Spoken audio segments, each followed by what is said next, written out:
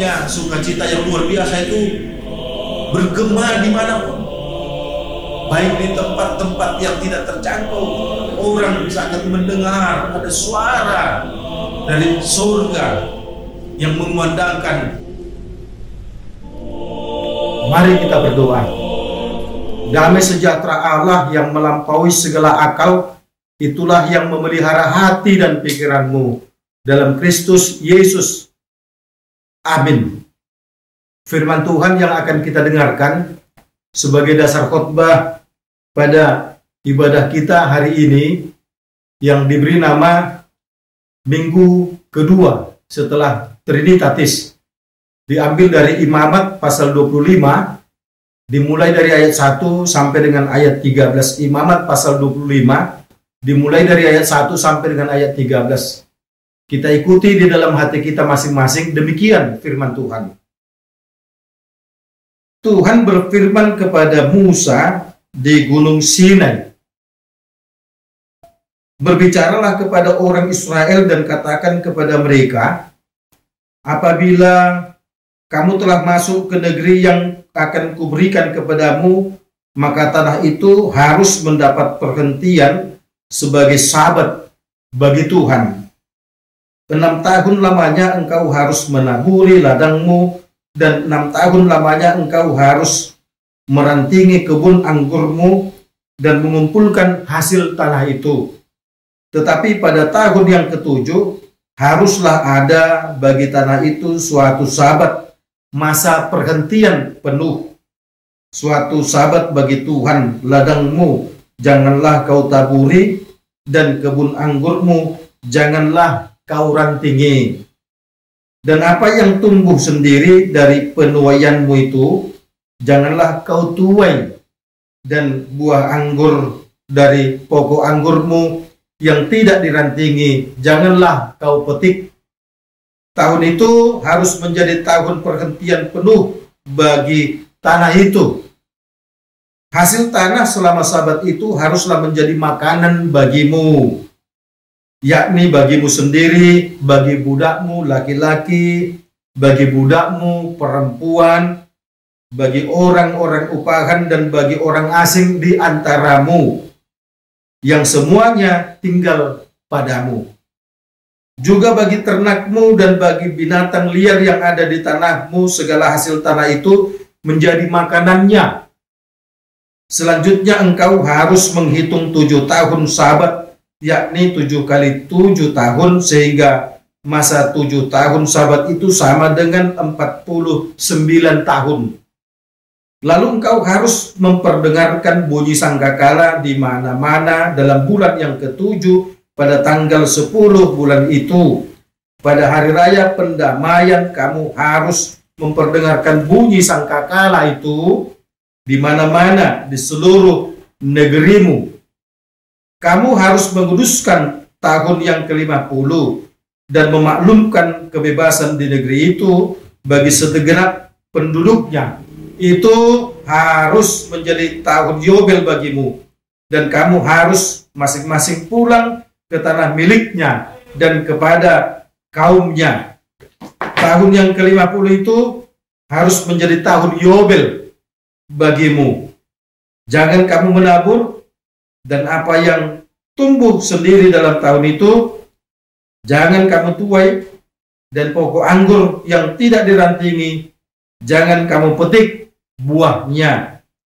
Karena tahun itu adalah tahun Yobel, haruslah itu kudus bagimu. Hasil tahun itu yang hendak kamu makan harus diambil dari ladang. Dalam tahun Yobel itu kamu harus masing-masing pulang ke tanah miliknya. Demikian firman Tuhan. Yesus berkata kepada kita semua, yang berbahagia adalah mereka yang mau mendengarkan firman Tuhan serta melakukan di dalam kehidupan setiap hari.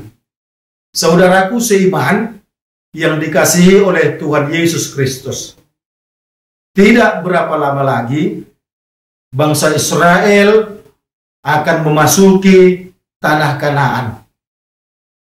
Namun demikian, ada sebuah peraturan yang harus diingat oleh umat Israel yang disampaikan oleh Allah kepada Musa untuk diteruskan kepada umat Israel. Itu tadi dapat kita lihat dari ayat 1. Apa itu? Yaitu tentang tanah Kanaan yang akan mereka olah untuk menjadi sumber kehidupan mereka. Kalau selama 40 tahun mereka benar-benar merasakan keajaiban yang luar biasa dari Tuhan.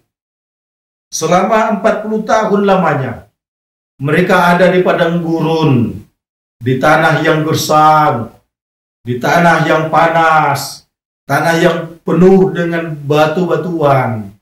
Tapi mereka bisa mendapatkan makanan, bisa mendapatkan minuman, karena Allah menyertai mereka. Tidak lama lagi, bangsa Israel akan masuk ke tanah perjanjian, yaitu tanah Kanaan. Mereka akan mendapatkan makanan itu dari tanah yang akan mereka olah nantinya. Saudaraku, Allah mengingatkan bangsa Israel lewat Nabi Musa, kalau mereka nanti sudah sampai di tanah perjanjian itu, di ayat 2 dikatakan, apabila kamu telah masuk ke negeri yang akan kuberikan kepadamu, maka tanah itu harus mendapat perhentian sebagai tanah sahabat bagi Tuhan. Kita tahu, saudaraku, kalau yang dikatakan sahabat itu adalah 7. Hari Sabat adalah hari ke-7. Berarti itu sama, saudaraku, ketika dikatakan bahwa tahun Sabat adalah tahun ke-7. Bangsa Israel lewat Nabi Musa dikatakan bahwa tanah itu harus mendapat perhentian sebagai sahabat bagi Tuhan. 6 tahun lamanya engkau harus menaburi ladangmu, dan 6 tahun lamanya engkau merantingi kebun anggur dan mengumpulkan hasil tanah. Tetapi pada tahun yang ke-7 haruslah tanah itu dibiarkan, karena itu adalah masa perhentian. Nah, saudaraku yang dikasihi oleh Tuhan Yesus Kristus, tema kita pada minggu hari ini berkata panggilan untuk memelihara ciptaan Allah.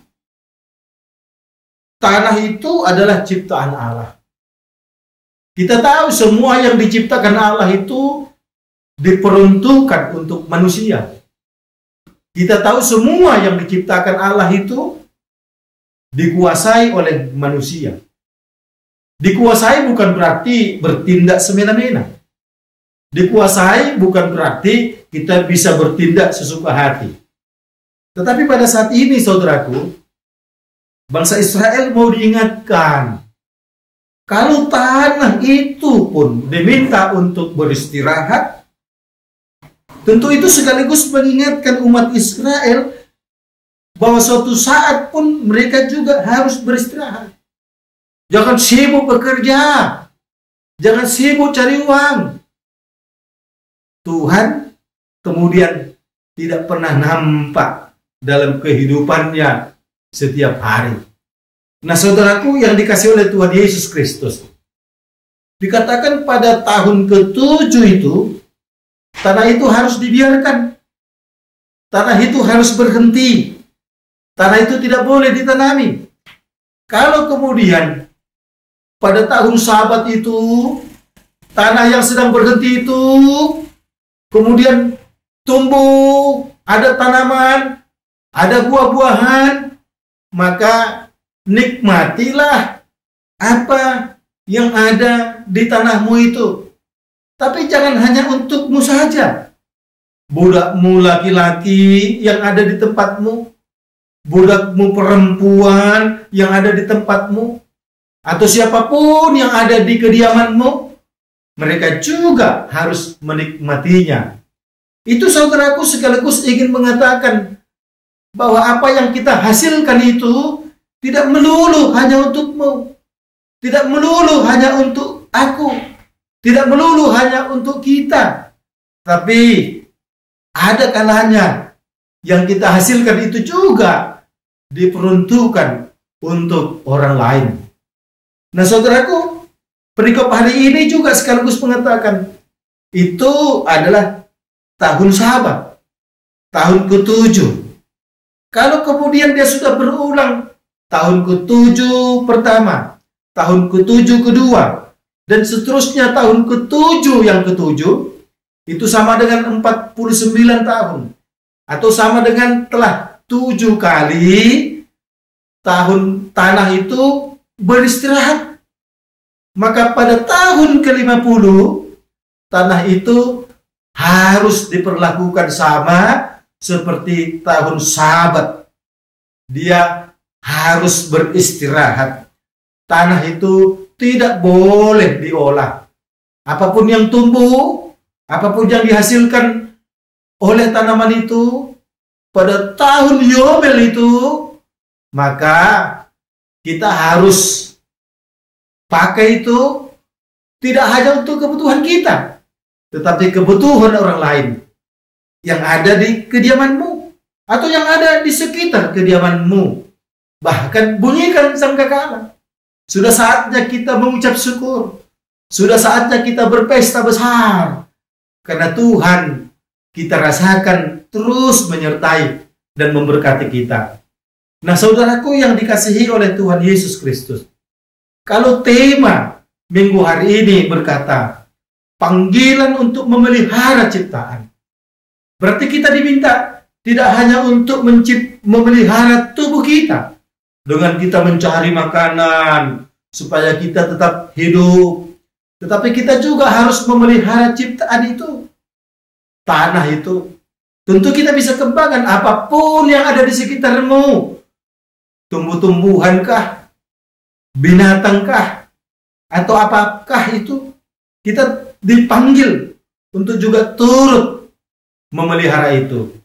Nah saudaraku yang dikasihi oleh Tuhan Yesus Kristus, tentu kita harus memahami semua tahun itu sama, hari itu sama. Hari ini harinya Tuhan, besok harinya Tuhan, kemarin harinya Tuhan, lusa harinya Tuhan, tahun ini juga tahunnya Tuhan, tahun depan juga tahunnya Tuhan, tahun berikutnya juga tahunnya Tuhan. Itu artinya apa? Setiap saat tahunnya Tuhan. Artinya apa saudaraku? Tentu setiap saat dalam konteks sekarang ini kita diminta untuk mau peduli dengan siapa saja saudaraku. Itu sama. Kalau minggu lalu kita diminta untuk tidak hidup tamak. Jangan hanya untuk memperhatikan kebutuhanmu. Jangan hanya hidup, hanya sibuk untuk mencari, menimbun-nimbun harta. Tapi lewat perikop kita pada saat ini, kita juga diminta untuk hidup seimbang. Lihat dan perhatikan sesamamu. Itu sama saudaraku. Kalau kita punya lembu atau sapi yang kita jadikan itu untuk menarik pedati, kita punya kuda yang kita pakai itu untuk menarik dokar, atau apapun itu, kita punya kerbau, ya, kemudian kita pakai itu untuk bekerja di sawah. Bayangkan saudaraku, mereka itu juga harus istirahat. Lah kalau tanah saja harus istirahat. Kalau tanah saja Tuhan meminta kepada kita harus mereka diperlakukan juga untuk istirahat. Itu sekaligus mengingatkan kita, mengingatkan engkau, mengingatkan aku, mengingatkan kita semua. Ayo, jangan hanya memikirkan dunia ini. Kalau kita diminta istirahat, tentu sekaligus kita akan mengucap syukur kepada Tuhan. Itu sama dengan Sabat itu. Kenapa? Kita akan diminta untuk memuji Tuhan. Kita akan diminta untuk bersyukur kepada Tuhan. kita akan diminta untuk berdoa kepada Tuhan. Kita akan diminta untuk bermohon kepada Tuhan. Sebagaimana Ia menyertai kita selama 6 hari, selama 6 tahun, selama 49 tahun. Maka demikianlah kita berharap Tuhan itu juga akan menyertai kita. Nah saudaraku, kalau kita mau menjadikan hidup kita ini, melakukan aktivitas kita ini seimbang saudaraku. Jangan hanya condong kepada dunia, tapi kita juga harus condong kepada Allah itu. Nah saudaraku, yang dikasih oleh Tuhan Yesus Kristus, bagi kita kaum muda, jangan kemudian kita menghambur-hamburkan tenaga kita ketika kita masih muda. Seperti orang mengatakan ketika engkau masih muda, ayo bekerja keras, bekerja keras. Nanti kalau sudah tua kita tinggal istirahat. Kau paksa dirimu waktu masih muda engkau bekerja keras tanpa istirahat. Ketika kau sudah tua, penuh dengan sakit-sakitan. Semua hasil yang kau dapatkan ketika muda, kau habiskan hanya untuk merawat fisikmu yang sedang sakit. Akhirnya apa saudaraku? Semua hasil yang kau dapatkan itu ketika muda, karena kau tidak mengenal istirahat, maka dia tidak kita nikmati. Karena habis hanya untuk menyehatkan fisik kita yang sakit. Dikala kita sudah tua, rumah terjual, tanah terjual, semua terjual saudaraku. Akhirnya apa? Impas. Sia-sialah semuanya saudaraku. Oleh karena itu, pada kesempatan ini kita diingatkan, ayo kita lakukan yang terbaik. Di musim pandemi COVID-19 pada saat ini, saudaraku, ketika kita diperhadapkan kepada suatu perintah stay at home, berdoa di rumah, beribadah di rumah, setidak-tidaknya situasi ini akan membuka hati kita, membuka pikiran kita, bahwa memang kita harus memberikan waktu berdoa kepada Tuhan. Harus memberikan waktu untuk bermohon kepada Tuhan. Harus memberikan waktu kepada Tuhan supaya Ia juga akan memberikan kepada kita kesehatan dan kekuatan. Nah saudaraku yang dikasih oleh Tuhan Yesus Kristus, kalau pada saat ini kita diperhadapkan dengan situasi new normal, kita akan berhadapan dengan tatanan yang baru, tatanan kehidupan yang biasa tetapi baru. Nah saudaraku, mari kita lakukan semua aktivitas kita ini dengan keadaan yang baru. Kita harus ingat bahwa Nats ini meminta kepada kita, ayo, jangan hanya memikirkan apa yang untuk membuatmu hidup di dunia ini, tapi kita sudah mulai memperhatikan, pikirkan juga apa yang akan membuatmu untuk memiliki hidup pada saatnya nanti ketika Yesus sudah datang untuk yang kedua kalinya. Supaya dengan demikian, new normal, hidup baru, atau normal baru, atau tatanan kebiasaan yang baru. Ayo, saudaraku, semua kita lakukan ini tetap dalam kerangka untuk mengingatkan kita, jangan hanya fokus kepada diri, perhatikan lingkungan, perhatikan orang lain, terlebih, ayo, pusatkan juga perhatianmu kepada Tuhan. Supaya dengan demikian ketika kita diminta untuk memelihara ciptaan Tuhan, maka itu sama dengan kita harus juga memelihara tubuh kita ini. Jangan kita forsir hanya untuk capek cari uang. Kalau kita diminta untuk mengistirahatkan tanah itu sama dengan kita juga harus memiliki waktu yang cukup untuk berdoa kepada Tuhan. Pakailah masa new normal ini untuk merefleksi diri kita, untuk mau lebih sungguh-sungguh merenung dan memberikan waktu yang mantap, yang elok kepada Tuhan. Amin. Mari kita berdoa. Ya Allah Bapa kami yang di surga, terima kasih Tuhan atas kebaikan-Mu yang kami rasakan pada kesempatan ini. Engkau telah berfirman kepada kami. Engkau telah menyatakan keinginanmu agar kami, Tuhan, tidak hanya fokus kepada dunia saja, menghabiskan tenaga kami kala muda, tapi Engkau mengingatkan kalau tanah saja harus beristirahat, maka kami juga manusia yang penuh dengan kelemahan ini juga harus beristirahat. Beristirahat tentu bukan diartikan tidur, tentu harus diartikan kami harus mengucap syukur kepadamu, kami harus bermohon kepadamu, kami harus memuji namamu, kami harus memintamu untuk memberkati kami, supaya kami dapat melanjutkan langkah kehidupan kami pada tahun ke-7, pada tahun-tahun berikutnya, pada hari-hari berikutnya, supaya dengan demikian Tuhan, ada keseimbangan hidup kami ini tidak hanya untuk kami pakai mencari apa yang kami butuhkan, tetapi juga kami harus pakai waktu kami ini juga untuk memperhatikan orang lain. Sekaligus Tuhan, kami boleh memperhatikan lingkungan kami, memeliharanya. Kalau lingkungan kami ini baik, maka kami pun akan merasakan sukacita, damai sejahtera yang dari Tuhan. Ya Allah yang di surga, kami serahkan Tuhan, kami yang sedang dalam situasi pandemi COVID-19 ini, biarlah Tuhan kami terus mau tekun beribadah, mau tekun berdoa. Situasi ini Tuhan kami akan pakai untuk merenung bahwa sesungguhnya memang berdoa itu, beribadah itu harus dilakukan oleh setiap orang percaya, sehingga kami tidak habis waktu hanya untuk mencari apa yang perlu untuk kehidupan kami. Dengarkanlah doa kami ini, dalam nama Yesus Kristus kami berdoa. Amin.